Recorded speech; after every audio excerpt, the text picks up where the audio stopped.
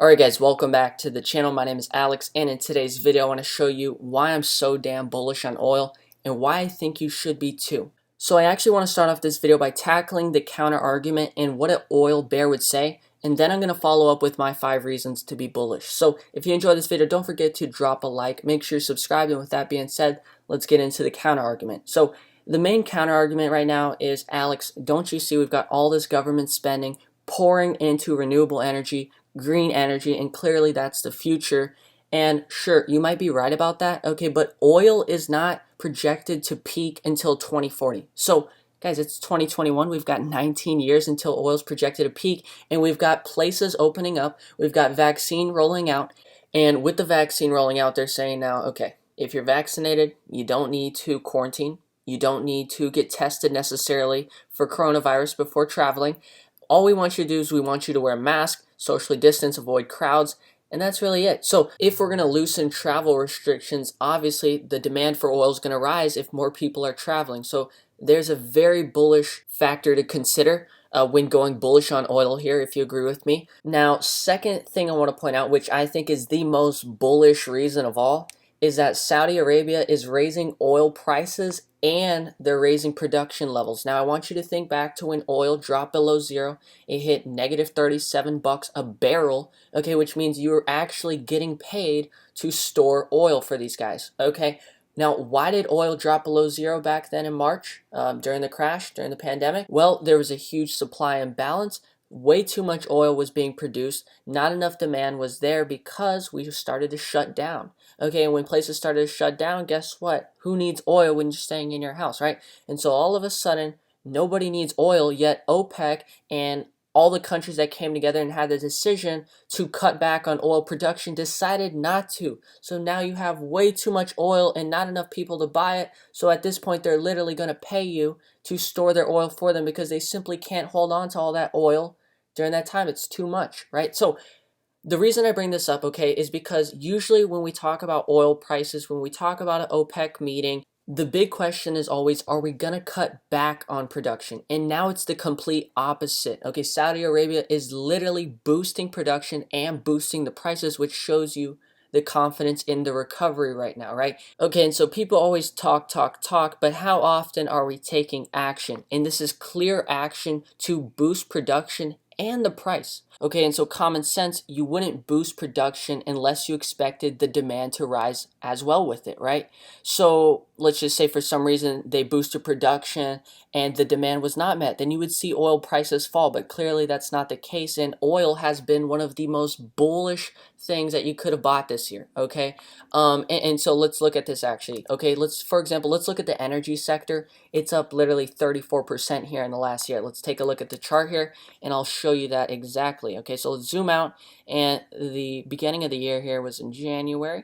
Let's go back here. Okay, so from January to today, we are up 33%, and we hit a top at about 47%. Okay, so energy is one of the most bullish sectors in the entire market right now, which is obviously great. Okay, it's completely outperforming the S&P 500. And I think a reason that oil gets completely overlooked is everyone's looking for these high growth opportunities in stocks like Tesla, NEO, and freaking GameStop, guys. Okay, but what they don't realize, and since nobody's talking about oil, is it's literally been better than Tesla, right? Okay, so let's look at oil for the year and what return you could have made on oil from January, right? You could have been up from 47 to 61. That's a 30% increase you could have gotten in oil. Okay, now let's say you put your money in Tesla at the beginning of the year. Okay, you'd be up. Let's go from January. Oh boy. Oh boy. You'd be down 3.8%, right? And so oil gets completely overshadowed, guys, because everyone's chasing these high growth opportunities, but the value has not been in high growth opportunities to begin 2021. It's been in oil, okay? It's been in energy. It's been in banks. So hopefully you realize that now. And if you didn't realize that before, it's probably because everybody on YouTube is making videos on what's going to get them clicks, what's the hot, popular topic, instead of what's going to make their guys money. And so that's exactly why you want to make sure you're subscribed to this channel. Now, final reason I want to get into for being bullish on oil is if we take a look at the chart of Russia here, it's in a very strong, consistent uptrend. which, if you're wondering, what does Russia have anything to do with this? Well, they account for like 12% of oil production in the world, and so their economy, their market is going to be highly dependent on oil prices, okay? And so if you see Russia going higher, guess who else is probably going higher? Oil.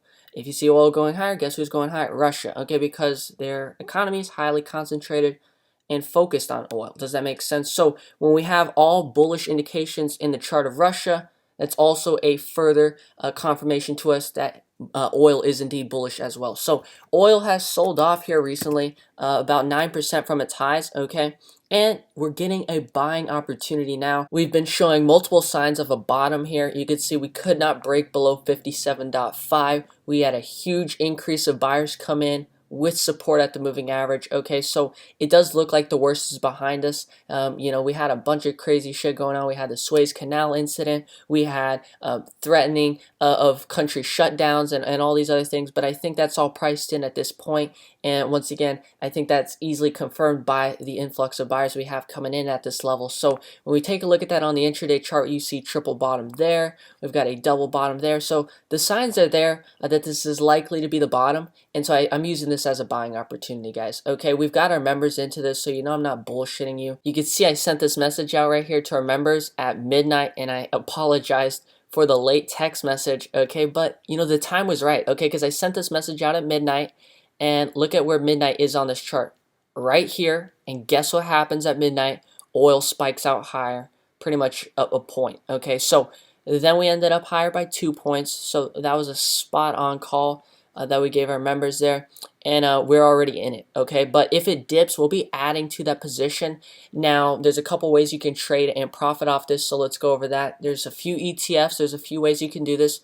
Now, first, it depends. Are you an options trader? Are you investing in this? Or do you want to do both? Okay, so when it comes to trading options, my favorite is trading the futures options because this gives you the benefit of being able to close and open a position overnight during the extended hours. Now, if you cannot trade the futures, an alternative method to doing so would be trading the United States Oil Fund, USO. You can see it's pretty much the exact same chart, right? Look at the WTIC, which is the oil future chart, okay? Well, now look at USO, okay? It's the exact same thing pretty much. That's another way you can work around this, and I think the time is pretty ripe, okay? That being said, this is just my analysis, and I want to give you and leave you off with one final bullish case and a reason for oil is look at the oil volatility signal. We got a lower high in volatility when we broke lower here in oil, okay, which also confirms to us that we will be heading back up to the high here and possibly higher. So obviously there's a ton of ways to profit off of this, but I'll let each and every person decide for themselves. I think the safest way to, make money if you're someone who doesn't really know what you're doing is just go 33 days out, further expiration, just hold and let your contracts accumulate value because we do expect a sizable move to the upside within the next couple of months. So that's my plan. That's my analysis. Hope you enjoyed the video. And if you want more trading ideas like this, we actually have a link in the description where I send out top trading ideas, where I send out the best companies that are reporting every week. Sadly, we don't have many great companies reporting earnings this week, so don't expect anything from us this week, I don't think, but it is free, so if you're on, once we have some ideas and stuff, we'll send them to you, no problem. But that's it for today's video, guys. If you have any rebuttals or arguments to make against my analysis and trade idea here, let me know in the comments section below. If you want to schedule a 20-minute call and talk to me, that link's in the description. And if you want to join our trading club where I send out cool messages like getting into this oil trade at midnight, that's also in the description. So thank you so much, guys, for watching. I hope you enjoyed the video. My name is Alex, and I'll see you on the next one. Bye.